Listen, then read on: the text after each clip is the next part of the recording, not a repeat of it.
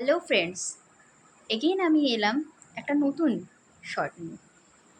আচ্ছা, আমরা কি এটা জানি যে আমরা কিন্তু অহেতুক কোনো ছোট ছোট বিশেষ কোনো কারণ না থাকলেও খুব ছোট ছোট কারণেই অহেতুক অনেক বেশি রাগ করে ফেলি।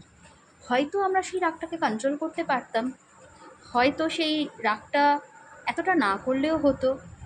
এত বেশি চটচট করে মাথা গরম হয়ে যাওয়া, অত্যন্ত বেশি পরিমাণে রাগ করে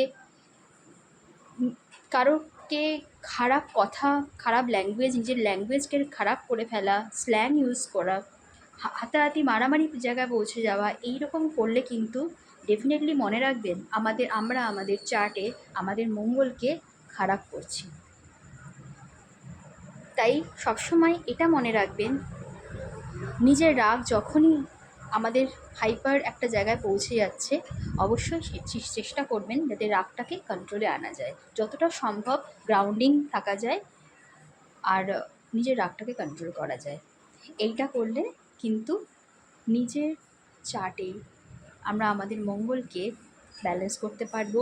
আর চেষ্টা করবেন নিজের থেকে নিজের ছোট ভাই যাদের আছে, ভাই বোন, এদের সঙ্গে ভালোভাবে সুন্দরভাবে মেলামেশা করতে, খুব বেশি রাগারাগি করে এদের সঙ্গে দুর্ব্যবহার করবেন না।